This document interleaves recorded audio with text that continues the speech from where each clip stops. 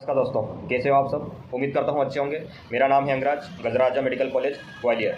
दोस्तों, आज अपन बात करेंगे सीएलसी राउंड के बारे में कि सीएलसी राउंड क्या होता है, सीएलसी राउंड के थ्रू एडमिशन कैसे होता है, सीएलसी राउंड में कितनी फ़ीस होती है और सीएलसी राउंड के लिए सीटें बचती है या नहीं बचती है, उन सब सवालों के जवाब मैं आपको दूंगा। तो आइए दोस्तों, स्टार्ट करते हैं। दोस्तों, CLC round college level counselling. जी हाँ दोस्तों, सीएलसी का फुल फॉर्म है कॉलेज लेवल काउंसलिंग। तो सीएलसी में ऐसा तो होता है दोस्तों कि जिन स्टूडेंट को फर्स्ट राउंड, सेकेंड राउंड और मॉपअप तक, स्वाभाविक सी बात है, मॉपअप तक जिनको सीट अलॉट नहीं होती है, तो उनको एक मौका मिलता है कि सीएलसी राउंड में आप जाके आप सीट ले सकते हो। पर सीएलसी राउंड तक जाते जाते रिस्की भी होता है और थोड़ा प्रॉब्लम भी होता है, क्योंकि मिले ना मिले इसका कोई कन्फर्मेशन नहीं होता है। क्योंकि सीएलसी राउंड में ऐसा होता है कि रजिस्ट्रेशन वगैरह ये सब चीज़ें कॉलेज लेवल पर होती है।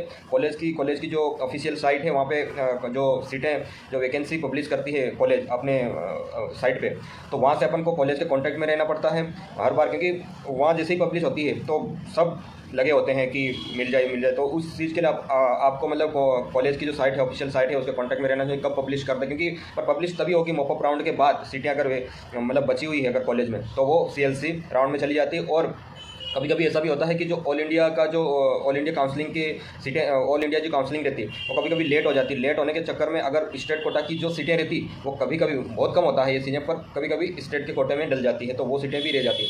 तो अपन बात करेंगे कि सीएलसी राउंड में प्रीवियस ईयर में कितनी सीटें रही थी, बाकी रह गई थी, सीएलसी राउंड के लिए कितनी सीटें बची थी।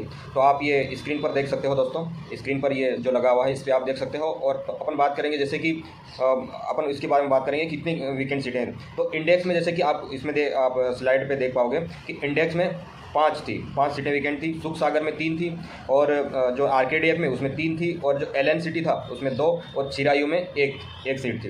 तो इन सीटों, ये ओपन कैटेगरी के, ऑल कैटेगरी के लिए था, ऐसा नहीं है कि इसमें ओबीसी, एसटी, एससी इसके लिए। वहाँ पे सीएलसी राउंड में सीटें जितने भी थी सीटें, वही उन सीटों पे कोई भी एडमिशन ले सकता है, कोई भी कैटेगरी का एडमिशन ले सकता है, बशर्ते कि आप मॉपअप में आपको कॉलेज ना मिला हो।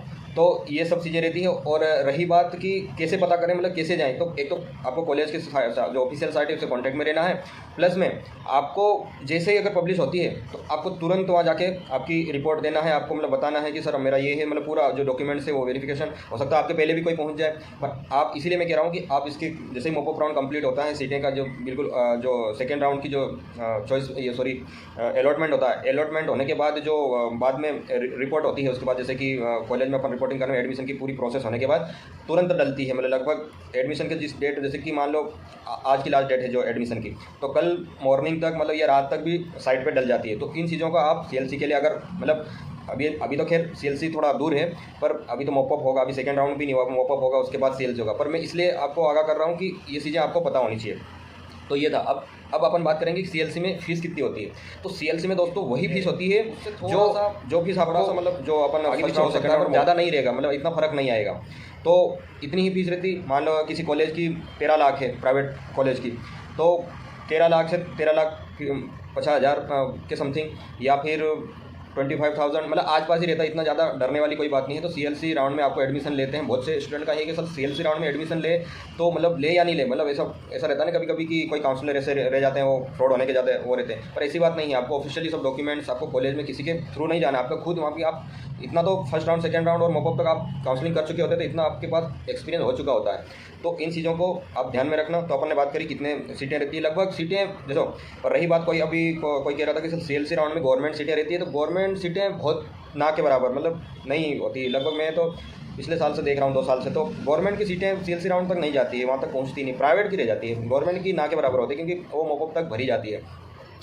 तो यही थी। और फिर कुछ स्टूडेंट का सवाल है कि सर हम परेशान है कि मतलब कितना फीस, कितना क्या लगता है कॉलेज में, तो उसके लिए भी मैं अलग से एक वीडियो ला रहा हूँ कि आपको फ़ीस के अलावा और किन चीज़ों का मेडिकल कॉलेज में ज़रूरत पड़ती है। बहुत से स्टूडेंट को ऐसा लगता है कि जो अपने ट्यूशन फीस, हॉस्टल फीस ये सब भर दी तो काम हो गया, नहीं, उसके अलावा भी बहुत सारी फ़ीसें लगती है और बहुत सारी कॉलेज में अपन को जो खर्चा लगता है। तो इसलिए मैं कहता हूँ कि जो भी फाइनेंशियली बहुत अच्छे हैं वो ही मतलब प्राइवेट के लिए ट्राई करें। और गवर्नमेंट में भी ऐसी बात नहीं है कि गवर्नमेंट में भी उसके अलावा बहुत सारी, फिर भी गवर्नमेंट मोर बेटर है प्राइवेट से। तो इसलिए कह रहा हूँ दोस्तों कि सीएलसी राउंड का आप ज़्यादा इंतजार ना करें। सीएलसी राउंड में अधिकतर वही स्टूडेंट जाते हैं जिनको या तो ड्रॉप लेना होता है या फिर कोई दूसरी मतलब जैसे कि 2-3-4 ड्रॉप हो जो नई सिलेक्शन होता है वो फिर वो हो चुके होते हैं। पर सीएलसी राउंड थोड़ा लेट भी होता है, वहाँ तक आप जाते जाते थोड़ा आपकी पढ़ाई को भी अगर आप ड्रॉप लेना चाहते हो तो पढ़ाई आपको स्टार्ट करनी पड़ेगी। तो ये था दोस्तों कि सीएलसी राउंड के अपन ने आज सीएलसी राउंड के बारे में बताया। और उससे रिलेटेड अगर सीएलसी राउंड से रिलेटेड आपको कोई प्रॉब्लम आ रही है, कोई क्वेश्चन है आप, तो आप कमेंट बॉक्स में कमेंट कर सकते हैं, पूछ सकते हैं। मैं बिल्कुल पूरी कोशिश करता हूँ कि आपको कमेंट का आंसर दे सकूँ। तो मेरी वीडियो कैसी आपकी आप मेरी वीडियो जो मैंने अभी बनाई है कि आपको कैसी लगी और इसमें मुझे और क्या करना चाहिए, तो ये सब कमेंट आप कर सकते हो। और अगर आपको मेरी ये जानकारी अच्छी लगी हो तो वीडियो को लाइक करें और प्लीज़ सब्सक्राइब करें और अपने दोस्तों में भी जानकारी को भेजें, ताकि मुझे भी एक मोटिवेशन मिलता है और मैं भी एक नई वीडियो एक नई मोटिवेशन के साथ बनाता हूँ। ठीक है दोस्तों, इस वीडियो में इतना ही। मिलते हैं फिर एक नई वीडियो के साथ, तब तक के लिए धन्यवाद। जय हिंद, जय भारत।